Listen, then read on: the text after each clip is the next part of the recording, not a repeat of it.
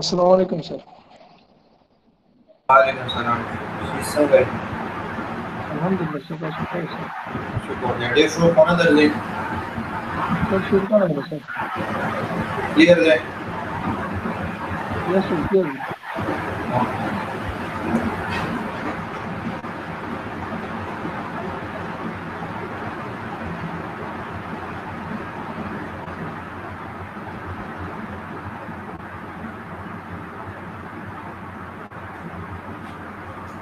Lakano tadivili di.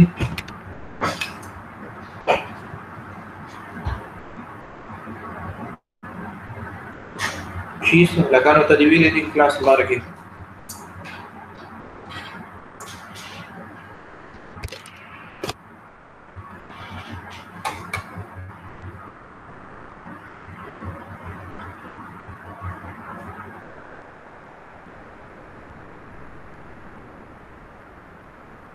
She's the आवाज दर्जी.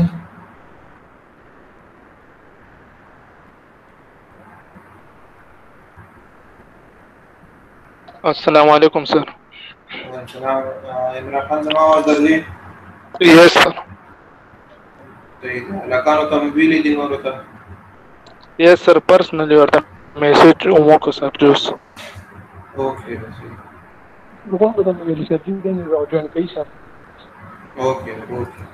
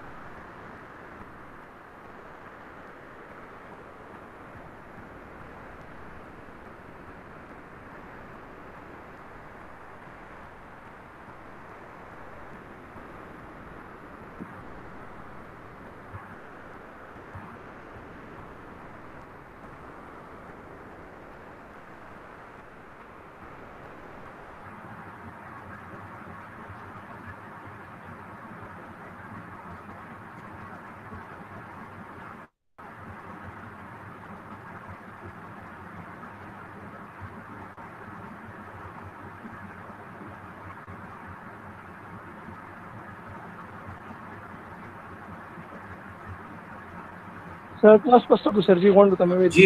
Sir. She's कसं आहे.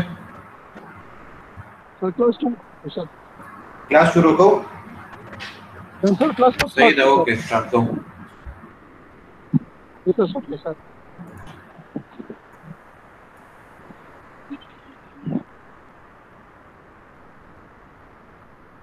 जमा स्क्रीन तक अफ्कारी.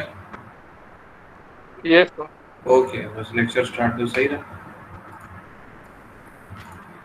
सो आज का जो हमारा लेक्चर है वो लेक्चर नंबर 11 है और आज का जो हमारा टॉपिक है वो है practical applications of Bernoulli's equation. The Bernoulli theorem or Bernoulli equation is the basic equation which has the widest application in hydraulics and applied hydraulics. Since this equation is applied for the derivation of many formula, therefore its clear understanding is very essential. Though the Bernoulli equation has a number of practical applications, yet in this chapter we shall discuss its application on the following hydraulic devices, that is venturi meter, orifice meter, pipe tube. Practical application of Bernoulli's equation जो है इसमें हमारे पास ये हमारे पास बहुत ही essential equation है और इसके ऊपर हमारे पास बहुत से डिवाइसेस जो है इसके थ्रू जो है इसके जो डिवाइसेस है इसके थ्रू जो है डिराइव हुए हैं। यानी उन डिवाइसेस के थ्रू जो है आप के पास जो फ्लो होते हैं फ्लो होता है उसके डिफरेंट जो पैरामीटर्स होते हैं वो आप इजीली फाइंड कर सकते हैं और उसके थ्रू जो है आप बहुत सारे फॉर्मूलाज को जो है डिराइव कर सकते हैं। तो इनमें से जो है इस चैप्टर में जो डिस्कस किए गए हैं इसके practical application of Bernoulli's equation में वेंचुरीमीटर है और फिशमीटर है, पाइटोट ट्यूब है। ये जो है डिफरेंट हाइड्रोलिक डिवाइसेस है, इनके थ्रू जो है हम जो है डिस्चार्ज जो है मेजर करेंगे कि किस तरह इन डिवाइसेस के थ्रू हम जो है by using the Bernoulli's equation इनके थ्रू जो है हम डिस्चार्ज किस तरह जो है फाइंड करते हैं। यानी कि इनके थ्रू जो है जो डिस्चार्ज इक्वेशन है रिलेटेड टू बर्नौलीज इक्वेशन वो हम किस तरह जो है इसको डिराइव करते हैं। तो पहले जो है इसमें आते हैं वेंचुरीमीटर की तरफ। तो वेंचुरीमीटर जो है venturimeter is an apparatus for finding out the discharge of a liquid flowing in the pipe। Venturimeter जो है वो ये हमारे पास एक ऑपरेटस है जो कि वर्किंग करता है बर्नौलीज इक्वेशन के ऊपर, ठीक है। और इसके थ्रू जो है हम डिस्चार्ज जो है फाइंड करते हैं जब भी हमारे पास लिक्विड फ्लो करता है in a pipe. A venturimeter in its simplest form consists of the following three parts। Venturimeter के जो है सिंपलेस्ट फॉर्म में जो है ये तीन पार्ट्स होते हैं। इनमें जो है ए पार्ट है वो है कन्वर्जन कोन, ठीक है। ये जो है फिगर में भी आप देख सकते हैं कि यहाँ पर लिखा है कि ये सेक्शन जो है आपके पास कन्वर्जन कोन है। ये जो दूसरा जो है ये जो आपको नजर ये है बी जो है थ्रोट है, ये आपके पास थ्रोट ऑफ वेंचुरीमीटर है। जबकि जो तीसरा पार्ट है ये आपके पास डाइवर्जन कोन है। सो मेनली जो है वेंचुरीमीटर इन थ्री पार्ट्स के ऊपर जो है कंसिस्ट होता है। फर्स्ट है कन्वर्जन कोन, सेकंड थ्रोट और सी है जो है वो है डाइवर्जन कोन। कन्वर्जन कोन क्या है? It is a short pipe which converges from a diameter d1 diameter of the pipe in which the venturimeter is fitted to a smaller diameter d2। the convergent cone is also known as inlet of the venturimeter।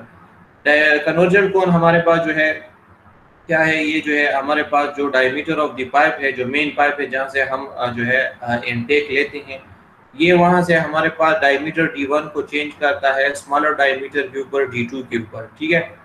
और ये हमारे पास conversion कोन का inlet भी हम इसको कहते हैं। Conversion कोन या वेंचुरीमीटर का हम इसको इनलेट भी कहते हैं। The slope of the converging sides is between 1/4 और 1/5 as shown in figure 7.5।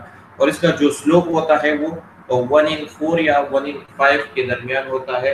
इसका जो रिक्वायर्ड स्लोप है, जिस तरह फिगर में भी आप देख सकते हैं कि ये जो है स्लोप की शक्ल स्लोप प्रोवाइड किया गया है, इसको जो है अपडेट किया गया है स्लोप में। बी पार्ट जो है वो है थ्रोट। तो it is a small portion of a circular pipe in which the diameter d2 is kept constant as shown in figure. d2 जो है ये आपके पास थ्रोट है और इसमें हमारे पास जो डायमीटर ऑफ द पाइप है उसको हम कांस्टेंट रखते हैं, ठीक है। तो ये आपके पास जो है थ्रोट है। जो सी पार्ट है वो है आपके पास divergent cone. Divergent cone is a pipe which can diverges from a diameter d2 to a larger diameter d1। Conversion cone में हमारे पास जो था जो डायमीटर ऑफ द पाइप था वो लार्जर से स्मॉलर की तरफ जा रहा था, जबकि डाइवर्जेंट कोन में हमारे पास जो डायमीटर ऑफ द पाइप है वो स्मॉलर से लार्जर की तरफ जो है चेंज हो रहा है। सो ये जो है डिफरेंस है कन्वर्जन कोन में और डाइवर्जन कोन में। कन्वर्जन कोन में अगेन कि हमारे पास जो है डायमीटर जो है वो चेंज होता है from higher diameter to lower diameter, जबकि डाइवर्जन कोन में हमारे पास जो डायमीटर ऑफ द पाइप है वो स्मॉलर डायमीटर से लार्जर डायमीटर की तरफ जो है चेंज होता है। The divergent cone is also known as outlet of the venturimeter। Similarly convergent cone को जिस तरह हम जो है इनलेट ऑफ द वेंचुरीमीटर कहते हैं, इसी तरह डाइवर्जेंट कोन को हम आउटलेट ऑफ द डायमीटर कहते हैं, आउटलेट ऑफ द वेंचुरीमीटर कहते हैं। The length of the divergent cone is about 3 to 4 times that of convergent cone as shown in figure। और इसका जो डाइवर्जेंट कोन की जो लेंथ होती है वो about 3 to 4 times the length of the convergent cone होती है। A later consideration will show that the liquid while flowing through the venturimeter is accelerated between the section 1 and 2, that is while flowing through the convergent cone। As a result of the acceleration, the velocity of the liquid at section 2, that is at the throat, becomes higher than that at section 1। जब हम liquid जो है flow करता है हमारे पास जो है वेंचुरीमीटर में, ठीक है, तो जैसे वो फ्लो करता है और इसको अगर हम थोड़ा सा एक्सेलरेट करते हैं सेक्शन 1 के ऊपर, तो एज ए रिजल्ट हमारे पास जो वेलोसिटी है एट सेक्शन 2 वो हमारे पास जो है इंक्रीज हो जाती है फ्रॉम सेक्शन 1, यानी कि सेक्शन 1 की निस्बत हमारे पास जो सेक्शन 2 है, जिस तरह आप फिगर में भी देख सकते हैं, ये आपके पास सेक्शन 1 है, ये सेक्शन 2 है। अगर सेक्शन 1 के ऊपर जो है हम जो है लिक्विड को थोड़ा सा एक्सेलरेट करते हैं तो सेक्शन 2 तक जब लिक्विड आता है तो एज रिजल्ट सेक्शन 2 के ऊपर आपके पास जो वेलोसिटी ऑफ द लिक्विड है वो ज्यादा हो जाती है फ्रॉम आपके पास जो सेक्शन 1 है। This increase in velocity results in considerably decrease in the pressure at section 2, और इस increase in velocity की वजह से आपके पास जो pressure है at section 2 वो considerably decrease हो जाता है। If the pressure head at the throat falls below the separation head, which is 2.5 meter of the water, then there will be a tendency of separation of the liquid flow. In order to avoid the tendency of separation at the throat, there is always a fixed ratio of diameter of the throat and the pipe, that is d2 divided by d1. This ratio varies from 1/4 to 3/4, but the most suitable value is 1/3 to 1/2. जब भी आपके पास जो है liquid pressure जो है pressure head जो है थ्रोट जो है वो फॉल करता है बिलो दी से 2.5 मीटर और head of water separation head of water, तो उसकी वजह से जो आपके पास जो लिक्विड है लिक्विड फ्लो की टेंडेंसी है तो वो जो है सेपरेशन उसमें जो है उसकी जो टेंडेंसी है उसकी जो टेंडेंसी है कि वो आपके पास जो है सेपरेट हो जाता है लिक्विड से। In order to avoid this tendency of separation at the throat, उसके लिए आपको जो है इस सेपरेशन की टेंडेंसी को अवॉइड करने के लिए आपके पास एक खास रेशियो जो है रखा गया है डायमीटर्स का एट थ्रोट एंड पाइप, यानी कि आपके पास जो D2 और D1 है उसका एक खास रेशियो जो है वो रखा गया है इन दोनों डायमीटर्स के दरमियान। तो ये रेशियो जो है वेरी करती है बिटवीन 1/4 to 3/4, और ये जो है मोस्ट सूटेबल वैल्यू है और इसकी जो मोस्ट सूटेबल वैल्यू है वो 1/3 to 1/2 है। The liquid while flowing through the venturimeter is decelerated, that is retarded between section 2 and 3. Similarly, जिस तरह हमारे पास जो है वेंचुरीमीटर में जो है फर्स्ट सेक्शन है 1 and 2, वहाँ पर जो हमारे पास एक्सेलरेशन हम जब देते हैं, इसी तरह हम जब सेक्शन 2-3 में उसको डिसेलरेट करते हैं तो as a result of this retardation the velocity of liquid decreases, which considerably increase the pressure. So इस वजह से हमारे पास जो as a result हमारे पास जो velocity of the liquid है वो डिक्रीज होती है, क्योंकि हमारे पास जो है डिसेलरेशन है और as a result आपके पास जो प्रेशर है वो इंक्रीज हो जाता है consequently. If the pressure is rapidly covered, then there is every possibility for the stream of liquid to break away from the walls of the meter due to boundary layers effect. जब अगर हमारे पास ये pressure जो है इसी तरह जो है रैपिडली जो है रिकवर्ड हो जाता है तो as a result there is a possibility कि आपके पास जो स्ट्रीम ऑफ द लिक्विड है वो ब्रेक हो जाए from walls of the boundary layer के, यानी कि बाउंड्री लेयर इफेक्ट की वजह से हमारे पास जो स्ट्रीम ऑफ लिक्विड है वो ब्रेक हो जाए वॉल से। In order to avoid the tendency of breaking away the stream of liquid, the divergent cone is made sufficiently longer. और इस breaking tendency of breaking of layers को जो है रोकने के लिए जो है हमारे पास जो डाइवर्जेंट कोन की लेंथ है उसको जो है सफिशिएंटली लार्जर जो है रखा जाता है। Another reason for making the divergent cone longer is to minimize the frictional losses. और दूसरा जो इसका जो रीजन है डाइवर्जेंट कोन की लेंथ को ज्यादा रखने के लिए ताकि हमारे पास जो फ्रिक्शन लॉसेस है उसको हम मिनिमल जो है कर सकें। Due to these reasons, the divergent cone is 3 to 4 times longer than the convergent cone as shown in figure. और इसी reasons की वजह से हमारे पास जो divergent cone है उसको हम 3 to 4 times longer रखते हैं than the convergent cone. Figure में भी आप देख सकते हैं कि हमारे पास जो divergent cone है उसकी लेंथ जो है ज्यादा है convergent cone से। Now how to find the discharge, जो main purpose है वेंचुरीमीटर का वो है discharge find करना, ठीक है। So how to find the discharge through a venturimeter, उसके लिए हम consider a venturimeter through which some liquid is flowing as shown in figure। उसके लिए हम एक venturimeter लेते हैं, ठीक है, जिसके थ्रू जो है लिक्विड जो है फ्लो कर रहा है as shown in figure, ठीक है। फिगर में आप देख सकते हैं हमने एक venturimeter लिया है जिसके थ्रू कोई लिक्विड जो है वो फ्लो कर रहा है। Let P1 is equal to pressure at section 1। Let P1 को जो है हम एज्यूम करते हैं कि हमारे पास प्रेशर एट सेक्शन 1, यानी कि यहाँ पर आपके पास जो प्रेशर है उसको हमने एज्यूम किया कि लेट वो P1 के बराबर है। P1 is velocity at of water at section 1, V1 की जो है velocity at this section V1 है। And Z1 is equal to datum head at section 1, जबकि Z1 जो है आपके पास डेटम हेड एट सेक्शन 1 और A1 जो है area of the venturimeter at section 1 है. And similarly P2, V2, Z2 are the corresponding values at section 2. Now apply Bernoulli's equation at section 1 into section 1 और 2 के ऊपर जो है आप Bernoulli's equation अप्लाई कर ले. चूंकि हमारे पास Bernoulli's equation का स्टेटमेंट है कि हमारे पास जो total energy of the liquid particle है, जब लिक्विड एक पॉइंट से दूसरे पॉइंट तक मूव करते हैं तो उसकी total energy of the liquid particle जो है वो सेम रहती है. सो अप्लाई करें बर्नौलीज इक्वेशन को एट सेक्शन 1 एंड 2. ठीक है, तो हमारे पास बर्नौलीज इक्वेशन है Z1 + V1² divide by 2G + V1 divide by omega is equal to Z2 + V2² divide by 2G + P2 divide by omega. Now let us pass our datum line through the axis of the venturimeter as shown in figure 7.8. ठीक है, now आप assume करें कि late आपके पास जो datum line है वो पास हो रहा है through the venturimeter axis of the venturimeter. So चूंकि आपके पास जो datum line है वो axis of the venturimeter से पास हो रहा है तो as a result आपके पास जो datum head है यानी कि Z1 और Z2 आपके पास ऑटोमेटिकली जो है वो 0 हो जाएगा. तो Z1 और Z2 जब 0 हो जाए तो आपके पास आ जाएगा Bernoulli's equation V1² divide by 2G + P1 divide by omega is equal to V2² divide by 2G + P2 divide by omega. अब आप इसको थोड़ा सा रीअरेंज कर लें. P1 और ओमेगा, ये P2 और ओमेगा जो है इस तरफ लेकर आ जाए और ये V1² डिवाइड बाय 2G को दूसरी तरफ लेकर चले जाए तो इनके जो है ये आपके पास फाइनल इक्वेशन आ जाएगी P1 divide by omega minus P2 divide by omega is equal to V2² divide by 2G minus V1² divide by 2G. तो ये आपके पास जो है इक्वेशन आ जाएगी बाय जो है जब आपके जो है Z1 + Z2 को जो है हम आप 0 करते हैं.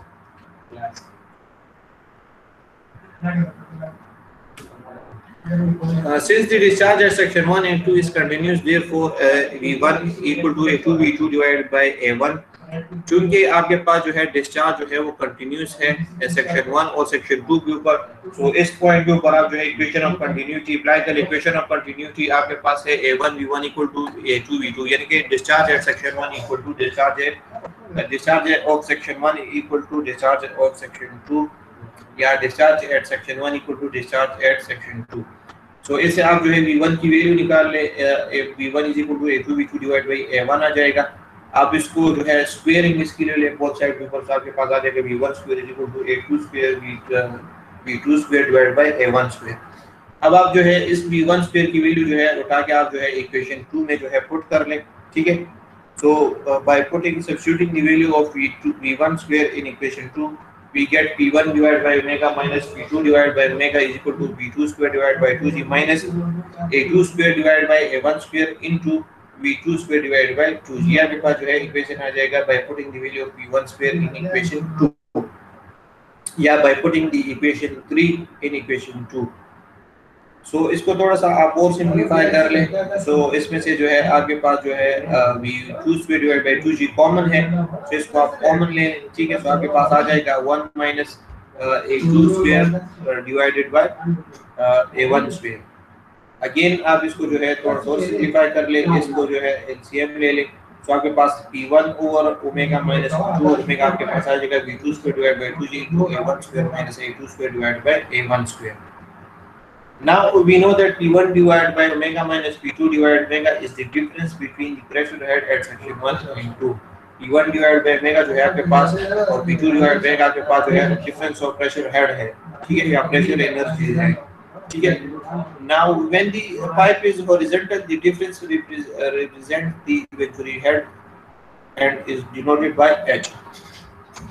So जब भी आपके पास जो है पाइप horizontal हो तो ये डिफरेंस जो है आपको रिप्रेजेंट करता है वेंचुरी हेड, जो कि और उसको हम डिनोट करते हैं H से. यानी कि P1 divide by omega minus P2 divide by omega आपके पास जो है रिप्रेजेंट करता है वेंचुरी हेड और इसको हम H से डिनोट करते हैं जब आपके पास पाइप जो है वो हॉरिजॉन्टल कंडीशन में हो या डायरेक्शन में हो. सो एज अ रिजल्ट हम P1 divide by omega minus P2 divide by omega को हम रिप्लेस करेंगे H से. तो आपके पास जो है इक्वेशन आ जाएगा, फाइनल इक्वेशन या ये वाला जो इक्वेशन है आपके पास आ जाएगा H is equal to V2² divided by 2G into A1² minus A2² divided by A1². अब इसमें से जो है आप जो है V2 स्क्वायर की वैल्यू इसको अरेंज कर ले, आप इससे आप जो है V2 स्क्वायर की वैल्यू निकाल ले। सो इससे आपके पास जो है V2 स्क्वायर की वैल्यू आ जाएगी 2GH, यानी कि आप सिंपली आप जो है इस तरह करें कि 2GH को इस तरह मल्टीप्लाई कर ले, ठीक है, और इस पूरे टर्म को भी आप इधर लेकर आ जाए तो ये जो है आपके पास आ जाएगा V2 स्क्वायर की वैल्यू आ जाएगा 2GH into A1 square divide by A1 square minus A2 square. अब जो है आप बोथ साइड के ऊपर जो है अंडर रूट ले लें, ठीक है। सो इससे आपके पास जो है V2 आ जाएगा, V2 is equal to under the root 2GH into A1 divided by under the root A1 square minus A2 square. Now we know that the discharge through a venturimeter Q is equal to coefficient of venturimeter into Q2 dot V2। आपके पास हम जो है हमारे पास known है कि हमारे पास जो टोटल डिस्चार्ज है थ्रू वेंचुरीमीटर वो हमारे पास बराबर है coefficient of venturimeter into Q2 into V2। सो इसमें से जो है आपके पास जो V2 की वैल्यू है ऑलरेडी आपके पास है, तो इस इक्वेशन में वो आप पुट कर ले।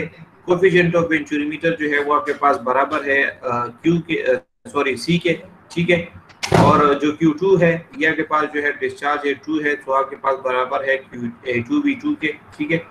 सो आप जो है वैल्यू पुट कर ले, कोएफिशिएंट ऑफ वेंचुरीमीटर जो है वो C के बराबर है, ये आपके पास जो है A2 है, ये आपके पास आ जाएगा V2 अपनी जगह पे आ गया आपके पास, ठीक है। सो आप जो है V2 की वैल्यू यहाँ से आप पुट कर ले, सो आपके पास जो final equation of discharge through venturimeter जो है वो आपके पास आ जाएगा Q is equal to C A1 A2 divided by under the root A1 square minus A2 square in under the root 2GH। यहाँ पर ये जो आपको नजर आए ये Q2 जो है लिखा गया, ये जो है यहाँ पे गलती से लिखा, ये आपके पास जो है A2 है, ठीक है, ये आपके पास A2 है जो कि यहाँ पे इसको क्लियर किया गया है, ये आपके पास A2 है, यहाँ पर भी इसको जो है आप A2 कर लेना, ठीक है। तो आपके पास जो फाइनल इक्वेशन जो है डिस्चार्ज थ्रू वेंचुरीमीटर जो है आ जाएगा Q is equal to C in the coefficient of venturimeter into A2 V2 that is equal to C A1 V1 A1 A2 divided by under the root A1 square minus A2 square under the root 2GH।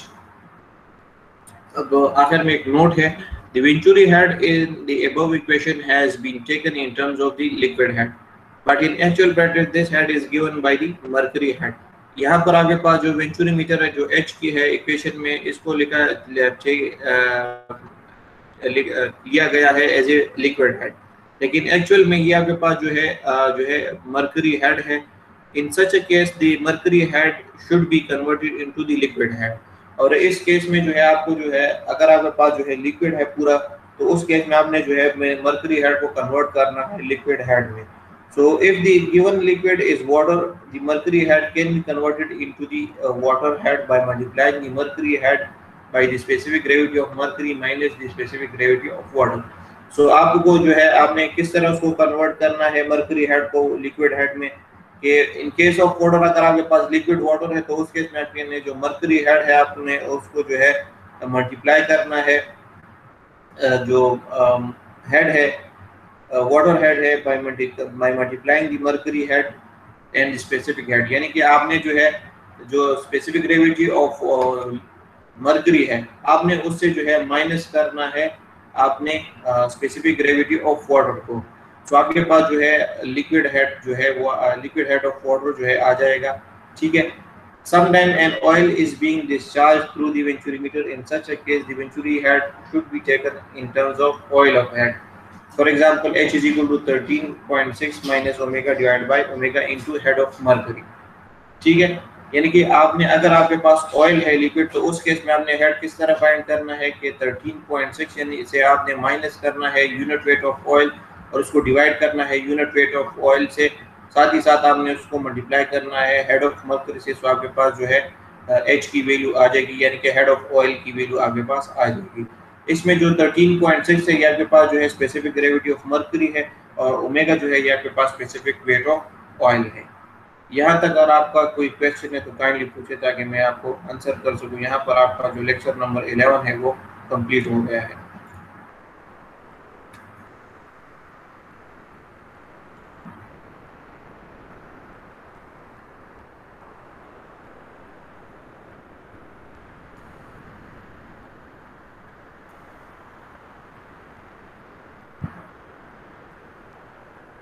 Okay, अगर आप लोगों को कोई question नहीं है तो kindly आप लोग जो है मीटिंग लीव कर दें ताकि मैं मीटिंग को सेव कर सकूं। ओके सर, अल्लाह हाफिज़ सर। ओके, अल्लाह हाफिज़।